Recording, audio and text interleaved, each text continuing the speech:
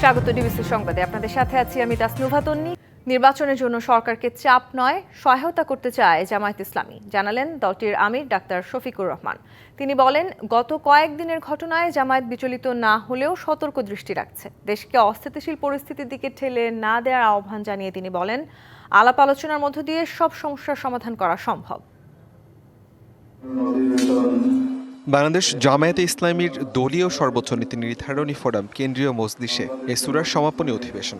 সারা দেশের আমির ও সেক্রেটারি অংশ নেন এই আয়োজনে। রাজধানীর মগবাজারের কেন্দ্রীয় কার্যালয়ে অধিবেশনে উদ্বোধন করে জামায়াতের আমির ডাক্তার শফিকুর রহমান। বলেন, দেশের বর্তমান সংকট পরিস্থিতি সব পক্ষের আলোচনার মধ্য দিয়ে সমাধান সম্ভব। সংঘাত এবং কাদা ছোড়াছুড়ির মধ্য দিয়ে জাতিকে আর অনিশ্চয়তার দিকে ঠেলে দেওয়া কোনো অবস্থায় সমীচীন হবে না। এই সংস্কৃতির অবসান হওয়া উচিত। এর জন্য প্রয়োজন অর্থবহ ডায়ালগ। এই দায়িত্বটা মূলত বর্তমান সরকারকেই নিতে হবে এবং তাদেরকে এই ডায়ালগের ব্যবস্থা করে দিতে হবে। জাতীয় নিরাপত্তার সঙ্গে জড়িত বিষয়ে সব পক্ষের সঙ্গে বসে সিদ্ধান্ত নেওয়া উচিত মন্তব্য করেন তিনি। সবাই মিলে যদি সহযোগিতা করি আর সরকারও যদি স্বতঃস্ফূর্তভাবে আমাদের সহযোগিতা গ্রহণ করে, তাহলে আমরা মনে করি যে সমস্যা যাই সামনে আসুক, সমাধান তার অতি সহজ। কিন্তু এইখানে বোঝাপড়ায় যদি কোনো গ্যাপ তৈরি হয় আর জাতি যদি কোনো সংকটে পড়ে, এ দায় আমরা কেউ এড়াতে পারবো না। অপরাধীদের বিচার না হলে দেশ গভীর অন্ধকারে হারিয়ে যাওয়ার আশঙ্কা করেন জামায়াতের আমির। বিচারের নামে যে অবিচার আমাদের উপর করা হয়েছে বা অন্যদের উপর করা হয়েছে, সেটাও আমরা চাই না। আসিফ খান, ডিবিসি নিউজ। নির্বাচনের রোডম্যাপ ঘোষণার দাবি করে জাতীয় নাগরিক পার্টি এনসিপি নেতারা বলেছেন, জনগণের আস্থা হারিয়েছে নির্বাচন কমিশন। এই দায় নিয়ে তাদের পদত্যাগ করতে হবে। দেশের গুরুত্বপূর্ণ সময়ে সবাইকে ঐক্যবদ্ধ থাকার আহ্বান জানিয়ে তরুণ রাজনীতিবিদরা বলেন, সব রাজনৈতিক দলের সাথে আলোচনা করেই করিডোরের বিষয়ে সিদ্ধান্ত নিতে হবে। তারা দাবি করেন, সরকারে থাকা ছাত্র উপদেষ্টাদের সাথে এনসিপির কোনো সম্পর্ক নেই। শনিবার দুপুরে রাজধানীর বাংলা মোটরের কার্যালয়ে জাতীয় নাগরিক পার্টি এনসিপির সংবাদ সম্মেলন। উপস্থিত হন কেন্দ্রীয় নেতারা। সব দলের সাথে আলোচনা করে নির্বাচনের রোড ম্যাপ ঘোষণার দাবি জানানো হয় সংবাদ সম্মেলনে। গণ অভ্যুত্থানের সমর্থনে জনগণের পক্ষের সরকার হতে হবে, যারা গণতন্ত্র এবং সংস্কার নিশ্চিত করবে। জনগণের আস্থা হারিয়েছে নির্বাচন কমিশন। দায় নিয়ে পদত্যাগের আহ্বান জানান এনসিপির নেতারা। ডিসেম্বর থেকে জুন যেই টাইম ফ্রেম দেওয়া হয়েছে জাতীয় নির্বাচনের জন্য প্রধান উপদেষ্টার পক্ষ থেকে, আমরা তো সেটা সমর্থন করেছি। আমরা বলছি যে তার আগেই যে জুলাই ঘোষণাপত্র, বিচার, সংস্কার এগুলার নিশ্চিত করে আমরা জাতীয় নির্বাচনের দিকে যেতে পারি। রাজনীতি 11-র আভাস পাওয়া যাচ্ছে, অভিযোগ করা হয় সংবাদ সম্মেলনে। আমরা সেনাবাহিনীর প্রতি আমাদের শ্রদ্ধা আছে। সেনাবাহিনী দেশের গুরুত্বপূর্ণ একটি প্রতিষ্ঠান, কিন্তু তার কাজ নয় রাজনৈতিক বিষয়ে সিদ্ধান্ত দেওয়া। তার কাজ দেশের প্রতিরক্ষা, দেশের নিরাপত্তা নিশ্চিত করা এবং ক্রাইসিস মোমেন্টে তারা এখন রাস্তায় আছে, আইন শৃঙ্খলার বিষয়টিও দেখতেছে। দেশের এই গুরুত্বপূর্ণ সময়ে সবাইকে ঐক্যবদ্ধ থাকার আহ্বান জানান তরুণ রাজনীতিবিদরা। বলেন, করিডোর নিয়ে রাজনৈতিক দলের সাথে আলাপ করে সিদ্ধান্ত নিতে হবে। Sultana Swarna, DBC news, Dhaka. Corridor নিয়ে কি হচ্ছে তা জনগণকে স্পষ্ট করে স্বচ্ছতার সাথে জানানোর তাগিদ দিয়েছে নিরাপত্তা ও আন্তর্জাতিক সম্পর্ক বিশ্লেষকরা। তারা বলছেন, এ বিষয়ে সরকারের বিভিন্ন পক্ষের মধ্যে সমন্বয়হীনতা রয়েছে। দেশের মালিক জনগণ, তাদের অধিকার আছে সরকারের সিদ্ধান্ত সম্পর্কে খোলাখুলি জানার, মনে করেন বিশ্লেষকরা। যুদ্ধবিক্ষুব্ধ মিয়ানমারের রাখাইনে মানবিক করিডোর দিতে সম্মত বাংলাদেশ, এমন বক্তব্য প্রথম আসে পররাষ্ট্র উপদেষ্টার তরফ থেকে। নীতিগতভাবে আমরা এটা সম্মত, কারণ এটা হিউম্যানিটেরিয়ান একটা প্যাসেজ হবে, কিন্তু এটার কিছু আমাদের কিছু শর্তাবলী আছে। তারপরে শুরু হয় দেশজুড়ে সমালোচনা। বিএনপি বলে, রাজনৈতিক দলগুলোর সাথে আলোচনা না করে এমন সিদ্ধান্ত নেয়ার এখতিয়ার সরকারের নেই। সাধারণ মানুষও নানাভাবেই আপত্তি জানায়। সরকারের উচিত ছিল, দায়িত্ব ছিল এই বিষয়টা নিয়ে সমস্ত রাজনৈতিক দলগুলোর সঙ্গে কথা বলা। এর প্রতিক্রিয়ায় বুধবার জাতীয় নিরাপত্তা উপদেষ্টা জানান, এমন কোনো আলোচনা কারোর সাথে হয়নি বাংলাদেশের। মায়ানমারে জাতিসংঘের সাহায্য নিয়ে বাংলাদেশে একটা করিডোর দেওয়ার কথা যে গুজবটা উঠেছে, আমি দ্ব্যর্থহীনভাবে বলে দিচ্ছি, করিডোর নিয়ে আমাদের সঙ্গে কারো কোনো কথা হয় নাই এবং কারোর সঙ্গে কথা হবে না। কিন্তু তার এই বক্তব্যেও আশ্বস্ত হতে পারছে না রাজনৈতিক দলগুলো। আন্তর্জাতিক ও নিরাপত্তা সম্পর্ক বিশ্লেষকরা বলছেন, সরকারের বিভিন্ন পক্ষের মধ্যে সমন্বয়হীনতা এই অবিশ্বাসের জন্ম দিয়েছে। যেহেতু পার্লামেন্ট নাই, আমাদের মিডিয়া হোক ইয়ে হোক আমাদের জানাতে হবে, এবং স্টেক হোল্ডার যারা, আমরা জানি যে এই সরকারের one of the major stakeholder Bangladesh সেনাবাহিনী, তাদেরকে একটা ইয়েতে আনা উচিত, মানে কনফিডেন্সে আনা উচিত ছিল। ৩-৪ জন আছেন যারা এই ব্যাপারে বিভিন্ন সময় বিভিন্ন, এবং একজনের বক্তব্যের সাথে আরেকজনের বক্তব্যের কোনো মিল নাই। তো সুতরাং সরকারের ভিতরেই এটার ব্যাপারে কোনো কোঅর্ডিনেশন নাই। বিভিন্ন স্টেক হোল্ডারদের সবারই নেতিবাচক একটা মনোভাব সরকার এতদিনে টের পেয়েছে। অবস্থা বিবেচনা করে সরকারের এখন সিদ্ধান্তে আসা উচিত যে এইটা নিয়ে আর আগানো ঠিক না। করিডর, প্যাসেজ বা চ্যানেল যে নামেই ডাকা হোক, তা দেবার আগে জনমত নেয়ার কথাও বলেন তারা। ইশরাত জাহান উর্মি, ডিবিসি নিউজ, ঢাকা। দেশে শিক্ষিত বেকারের সংখ্যা বাড়ছেই। অর্থনৈতিক ও রাজনৈতিক অস্থিতিশীলতা এবং কর্মমুখী শিক্ষা না থাকা সহ বেশ কিছু কারণে বেকারত্ব বেড়েছে আশঙ্কাজনক হারে। গেল কয়েক মাসে বিনিয়োগ থমকে যাওয়াকে বেকারত্বের অন্যতম কারণ মনে করছেন বিশ্লেষকরা। রাসেল মাহমুদ, হাতে সনদ, চোখে স্বপ্ন। পড়াশোনা শেষ করেও পা রাখতে পারেননি কর্মজীবনে। 2018 সালে অনার্স মাস্টার্স কমপ্লিট করে এরপর বিভিন্ন জায়গায় জবের জন্য ট্রাই করি, যেখানে আত্মীয়করণ করা হয়, সঠিক মেধার মূল্যায়ন করা হয় না, যার কারণে আমি অনেক দিন ট্রাই করার পর থেকে আমি এখন আর জবের জন্য ট্রাই করি না। বাংলাদেশ পরিসংখ্যান ব্যুরোর তথ্য অনুযায়ী কাজের ইচ্ছা এবং প্রস্তুতি থাকা সত্ত্বেও যারা 7 দিনে 1 ঘন্টাও কোনো কাজ করেননি তারাই বেকার। যদিও বাংলাদেশের প্রেক্ষাপটে এভাবে জীবন ধারণ অসম্ভব। এই জটিল হিসেবে দেশে বেকার সংখ্যা প্রায় 27 লাখ। তাই চাকরির হাহাকার শুধু পরিসংখ্যানই নয়, একটি প্রজন্মের দৈনন্দিন বাস্তবতা। আমি তো সরকার চাকরি আসে ছেড়ে দিছি একবার, মানে এতগুলো ভাইবা দেওয়ার পরেও যদি চাকরি না হয় সেক্ষেত্রে তো আর ভাইবা দিয়ে তো লাভ নেই। আমি 100-200 ভাইবা দিলেও আমার চাকরি হবে না, যেখানে স্বজন প্রীতি বা এগুলো থাকে। উদ্যোক্তারা জানান, দেশের অর্থনৈতিক প্রবৃদ্ধি নতুন কর্মসংস্থান সৃষ্টিতে কার্যকর ভূমিকা রাখতে পারছে না। শিক্ষিত যুবকদের মধ্যেও আছে দক্ষতার অভাব। সে পুস্তকগত বিদ্যা নিয়ে আসতেছে, কিন্তু যখন সে আমাদের এখানে ডিরেক্টলি এসে মার্কেটে মুভ করতেছে, তার ওই প্র্যাকটিক্যাল নলেজের জায়গাটাতে একটা ল্যাপস পেয়ে যাচ্ছে। তো সেক্ষেত্রে দেখা যায় আমরা যারা চাকরিদাতা, যদি সে খুব একটা স্কেল আপ করতে না পারে, আমরাও একটু ডিমোটিভেট হই। শিক্ষা ব্যবস্থা কর্মমুখী না হওয়া এবং রাজনৈতিক পট পরিবর্তনের কারণে শিল্প খাতে বড় আঘাত এসেছে, যাকে বেকারত্ব বাড়ার অন্যতম কারণ হিসেবে দেখছেন এই গবেষক। জব মার্কেট দেশের ভিতরে এবং দেশের বাইরে কী ধরনের দক্ষতা ডিমান্ড করে সেটা বিবেচনা রেখে কিন্তু আমাদের শিক্ষা ব্যবস্থাকে আমরা কখনোই সাজানোর চেষ্টা করিনি। বা যত দ্রুত সম্ভব আমাদের একটা স্ট্যাবিলিটির দিকে এগোতে হবে। আমি যেটাকে বলছি একটু পলিটিক্যাল স্ট্যাবিলিটি।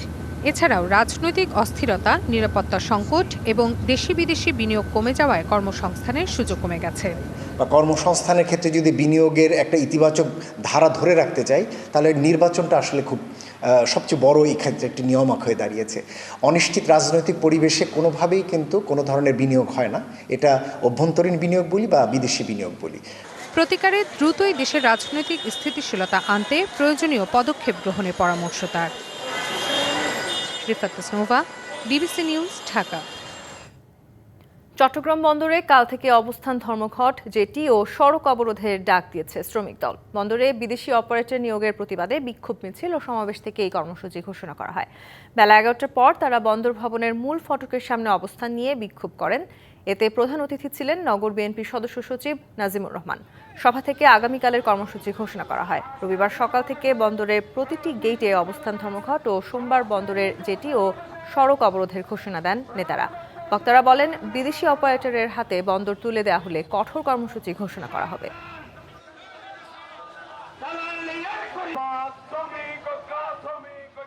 আজকে আমরা শুধুমাত্র আমাদের এনসিটি সিসিটি যাতে প্রাইভেটাইজেশনে না যায়, এর কোনো বিকল্প আমাদের কাছে নাই। আমরা আমাদের এই দাবির জন্য যা যা করতে হয় সকল কর্মসূচি আমরা দিব। আমাদের আন্দোলন চলবে চট্টগ্রাম বন্দর প্রাইভেটাইজেশনের বিরুদ্ধে থেকে যতক্ষণ পর্যন্ত সরকার সরে না আসে, এতক্ষণ পর্যন্ত আমরা রাজপথে থাকবো। দেশে কিভাবে দ্রুত গণতন্ত্রের পথ উত্তরণ হবে, দেশ নির্বাচনের পথে যাবে, সে ব্যাপারেই আজ সন্ধ্যায় যমুনায় আলোচনা হবে বলে জানিয়েছেন বিএনপির স্থায়ী কমিটির সদস্য আমির খসরু মাহমুদ চৌধুরী। রাজধানীর খিলক্ষেতে ডিএসই ব্রোকার্স অ্যাসোসিয়েশন অফ বাংলাদেশের অনুষ্ঠানে এই কথা বলেছেন তিনি। নির্বাচনের মাধ্যমে বাংলাদেশে একটা নির্বাচিত সরকার, একটা সংসদ হবে যারা জনগণের কাছে দায়বদ্ধ থাকবে, জবাবদিহি থাকবে, এবং যার জন্য গত 16 বছরে বাংলাদেশের মানুষ যে ত্যাগ স্বীকার করেছে তার অপেক্ষায় বাংলাদেশের জনগণ আছে। সুতরাং এটাই হচ্ছে মুখ্য বিষয়, এটার উপর আলোচনা হবে। বর্ষাকাল আর পানি উন্নয়ন বোর্ডের বাঁধ নির্মাণ কাজ যেন নিবিড় সম্পর্কে আবদ্ধ। নীলফামারীতে খরা মৌসুমে কাজ না করে বর্ষা শুরুর আগে নদী তীরে নির্মাণ করা হচ্ছে বাঁধ। বর্ষায় উজানের ঢলে কাজ সম্পূর্ণ না করেই শেষ করতে হয় প্রকল্প। এতে যেমন অর্থ অপচয় হচ্ছে, তেমনি দুর্ভোগ কাটছে না এলাকাবাসীর। নদী ভাঙনে বিলীন হচ্ছে ফসলি জমি। নীলফামারী ডিমলা উপজেলায় পানি উন্নয়ন বোর্ডের 7 কোটি টাকা বরাদ্দের জিও ব্যাগ দিয়ে বাঁধ নির্মাণের কাজ দেখতে আসেন খালিশা চাপানি ইউনিয়নের আশরাফুল ইসলাম। নদী ভাঙনে সব হারিয়ে আজ প্রায় নিঃস্ব তিনি। আমাদের জমি জায়গা গত 2 বছর আগেই বিলীন হয়ে গেছে। এ সময় বাঁধ নির্মাণে অনিয়মের বিরুদ্ধে আয়োজিত মানববন্ধনে অংশ নেন আশরাফুল। সরকারের বরাদ্দ অর্থ অপচয়ের কোনো প্রয়োজন নেই এমন মন্তব্য তার। যে সময়ে সঠিক সময়ে যে কাজটা শুরু হওয়ার কথা সেই সময় হচ্ছে না। যখন হচ্ছে যে বর্ষা মৌসুম চলে আসবে এরকম একটা সময় কাজটা শুরু হয়। শুকনো মৌসুমে কাজ না করে বর্ষার আগে নদীর বাঁধ নির্মাণ কতটা যৌক্তিক প্রশ্ন এলাকাবাসীর। যদি এই কামটা আগে ফিনিশিং ওঠাইতো, এখন বস্তা উপরে ভরে যদি বস্তা ফেলানো হতো তাহলে নদীটা রক্ষা হইতো। কাজ করব কিন্তু কাজ করে না। একটা বস্তা ফেলে 2 দিন কাজ বন্ধ থাকে। পানি উন্নয়ন বোর্ড ও ঠিকাদারি প্রতিষ্ঠানের বিরুদ্ধে কাজে গাফিলতির অভিযোগ ইউপি চেয়ারম্যানের। আসলে পানি উন্নয়ন বোর্ডের গাফুলতি, ঠিকাদারের গাফুলতির কারণে এই কাজটা আজকে সমাপ্ত এখন পর্যন্ত কিছু করতে পারে নাই, এবং না করার কারণে এই এলাকার আমাদের অনেক জমি এখন আবার নতুন করে ভাঙন শুরু হয়েছে। তবে অভিযোগ অস্বীকার করে পানি উন্নয়ন বোর্ড বলছে সঠিক ও নিয়মতান্ত্রিকভাবেই পরিচালিত হচ্ছে বাঁধের কাজ। পানি উন্নয়ন বোর্ড সবসময় শুকনো মৌসুমে কাজ করে। হঠাৎ করে নদীর পানিটা একটু বেড়ে যাওয়ায়, উজানে বৃষ্টি হয় কিংবা ইন্ডিয়া থেকে যেভাবে হোক আপাত থেকে পানি চলে আসায় তিস্তার পানি স্বাভাবিক বেড়ে হয়, কার্যক্রমে একটু ব্যাঘাত সৃষ্টি হচ্ছে। 3.51 কিলোমিটার বাঁধে 16টি প্যাকেজে প্রায় 19 কোটি টাকার নির্মাণ কাজ চলমান। নদী ভাঙনের হাত থেকে রক্ষায় সঠিক সময়ে দ্রুত বাঁধ নির্মাণের দাবি এলাকাবাসীর। DBC news desk. Awami League সরকারের সময়ে প্রভাবশালী পুলিশ কর্মকর্তা প্রলয় কুমার জোয়ারদার নেত্রকোনার বারোহাট্টায় নদীর জায়গা দখল করে পুকুর ও মাছের খামার করার অভিযোগ তার বিরুদ্ধে। স্থানীয়দের দাবি, তার মতো অনেকেই নদীটির প্রায় 1 মাইল জুড়ে গড়েছেন খামার। পুরো এলাকায় এখন আর এই নদীর চিহ্ন মাত্র নেই। সম্প্রতি নেত্রকোনা জেলা প্রশাসনের দেয়া তালিকার 95টি নদীর বেশিরভাগই দখল আর দূষণে আক্রান্ত। এর মধ্যে নেত্রকোনা অংশের 1.2 কিলোমিটার দৈর্ঘ্যের ধলেশ্বরী নদীরও নাম এসেছে। হারিয়ে যাওয়া নদীগুলোর তথ্য চাওয়া হয়েছে পানি উন্নয়ন বোর্ড কার্যালয়ে। এরই মধ্যে বেরিয়ে আসছে নানা তথ্য। এক সময়ের খরস্রোতা ধলেশ্বরীর জায়গা দখল করে বারহাট্টা উপজেলার জিতন গ্রামে নিজের বাড়ির সামনেই পুকুর করার অভিযোগ উঠেছে আওয়ামী লীগ সরকারের সময় প্রভাবশালী অতিরিক্ত ডিআইজি প্রলয় কুমার জোয়ারদারের বিরুদ্ধে। এটা হলো প্রলয় জোয়ারদারে যে নদী আছে, এই ট্রলার চলছে, আমরা মাছ মারছি, এই নদী নষ্ট করছে হুসকুনি দিয়ে।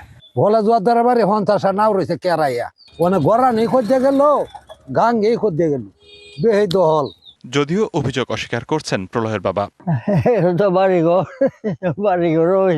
নদীর জায়গায় মাছের খামার করার অভিযোগ উঠেছে আরো কয়েকজনের বিরুদ্ধে। সবাই দখল করিয়া এই পারে বাদ দিয়েছেন সমানে, অনেক জায়গায় এই সমানে বাদ হয়ে গেছে গা। বাড়ি করছে, ফিশারি করছে, গাছ লাগায় তুইছে, কারবার যে ভাই শক্তিশালী যারা এরাই দখল করছে। স্থানীয়রা বলছেন নদীর পাড় দখল করে পুকুর করায় অস্তিত্ব হারিয়েছে ধলেশ্বরী, ব্যাঘাত ঘটছে সেচ সহ দৈনন্দিন কার্যক্রমে।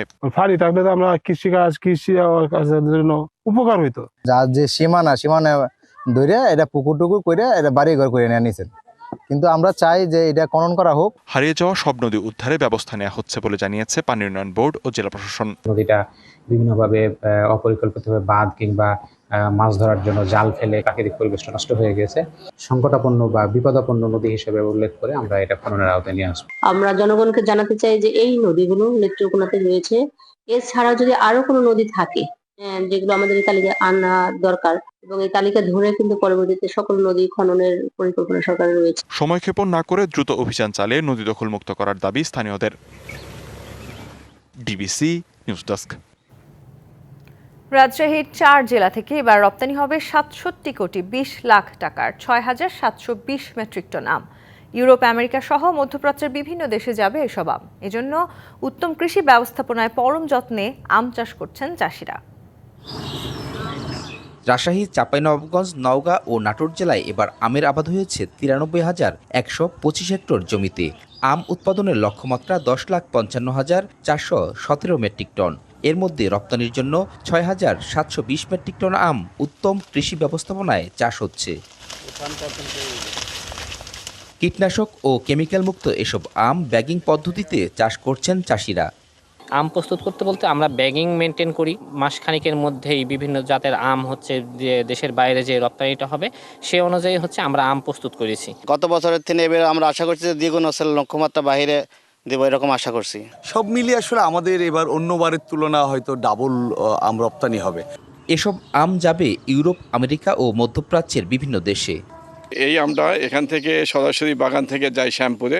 আমরা যে যে দেশে যাই, যেমন England, Germany, France, Denmark, Sweden, এইসব দেশগুলোতে আমাদের আমগুলো সরাসরি চলে যায়। গত বছর প্রায় বাংলাদেশ থেকে 36টা বেশি দেশে আম এক্সপোর্ট হয়েছে। এবছর নতুন করে চায়না ব্যাপক পরিমাণে আম নেওয়ার আগ্রহ প্রকাশ করেছে, সরকারিভাবে এগুলো চুক্তি হয়েছে।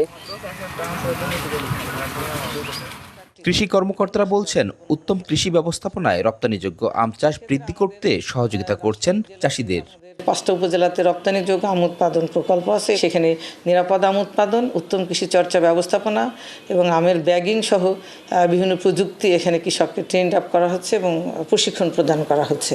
রপ্তানিযোগ্য আম প্রকল্প আছে এবং পার্টনার প্রকল্প আছে। একই সাথে আমরা কৃষকদেরকে প্রশিক্ষণের মাধ্যমেও কৃষকরা ব্যক্তিগতভাবেও উত্তম কৃষি চর্চা অনুসরণ করে আম উৎপাদন করছে।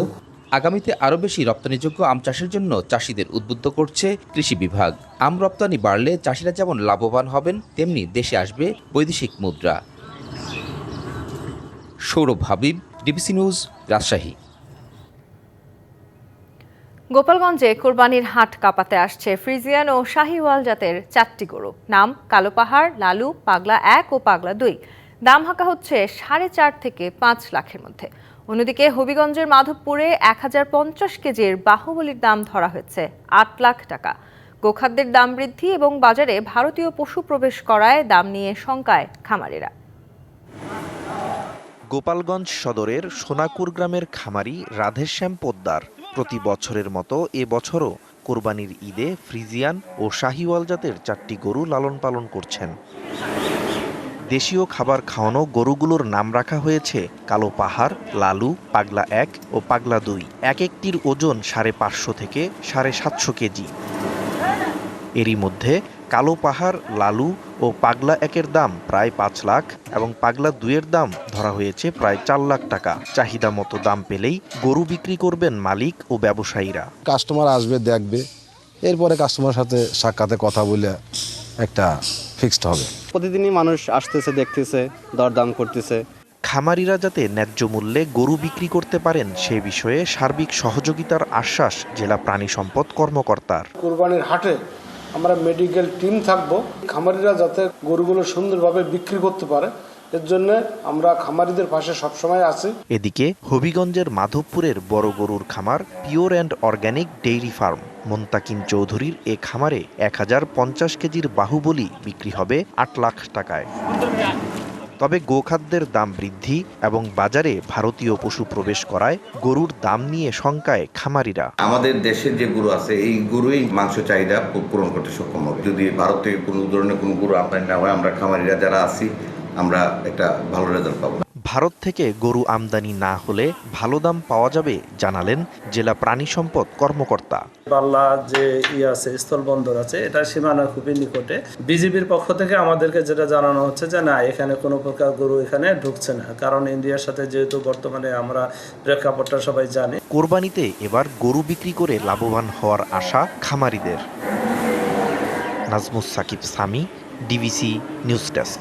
রোমাঞ্চকর এক লড়াই শেষে অবশেষে শিরোপা ঘরে তুলল নাপোলি। শেষ ম্যাচে ক্যালিয়ারিকে 2-0 গোলে হারিয়ে লিগ শিরোপা জিতল অ্যান্টোনিও কোন্তের শিষ্যরা। 38 ম্যাচে 82 পয়েন্ট নিয়ে মৌসুম শেষ করেছে চ্যাম্পিয়ন নাপোলি। এ নিয়ে চতুর্থবার লিগ শিরোপা নিজেদের ঘরে তুলেছে নাপোলি। শীর্ষ সব লিগের শিরোপা নিষ্পত্তি হয়েছে আরও আগেই, তবে ইতালিয়ান সিরিয়াতেই শুধু অপেক্ষা করতে হয়েছে শেষ ম্যাচ পর্যন্ত। জমজমাট লড়াইয়ে অবশেষে শিরোপা নিজেদের ঘরে তুলল নাপোলি। এবারের লিগে নাপোলি আর ইন্টার মিলানের মধ্যে লড়াইটা ছিল জমজমাট।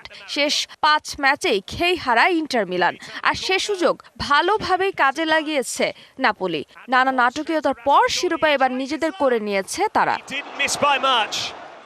ভিন্ন সমীকরণ সামনে নিয়ে একই সময়ে দুই মাঠে নামে শিরোপা প্রত্যাশী দুই দল। ম্যাচ জিতলেই নিশ্চিত হবে শিরোপা, এমন সমীকরণ মাথায় নিয়েই ক্যালিয়ারির বিপক্ষে মাঠে নেমেছিল অ্যান্টোনিও কোন্তের শিষ্যরা। এদিন ম্যাচের 42 মিনিটে স্কট ম্যাকটোমিনের গোলে এগিয়ে যায় নাপোলি।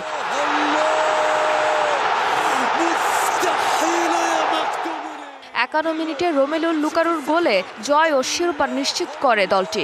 শেষ পর্যন্ত 2-0 গোলে জিতেই শিরোপা উল্লাসে মাতে নাপোলি। 38 ম্যাচে 82 পয়েন্ট নিয়ে চ্যাম্পিয়ন হয় তারা। অন্যদিকে ইন্টার মিলান 81 পয়েন্ট নিয়ে হয়েছে রানার্স আপ। এদিকে টানা দ্বিতীয়বারের মতো লিগ শিরোপা নিজেদের ঘরে তুলতে পেরে বেশ উচ্ছ্বসিত নাপোলির সমর্থকেরা। সুন্দর এবং সন্তোষজনক, আমরা সত্যিই উপভোগ করছি। এই চ্যাম্পিয়নশিপ শিরোপাটি সবচেয়ে মধুর। এ নিয়ে মোট 4 বার লিগ শিরোপা নিজেদের ঘরে তুলেছে ডিফেন্ডিং চ্যাম্পিয়নরা। ফারজানা জাহান প্রিয়া, ডিবিসি নিউজ। ডিবিসি সংবাদে এই ছিল এখনকার মতো। ডিবিসি নিউজের সংবাদগুলো পড়তে ভিজিট করুন dbcnews.tv আর ভিজিট করুন ডিবিসির ফেসবুক পেজ এবং ইউটিউব চ্যানেল। ডিবিসির সঙ্গেই থাকুন।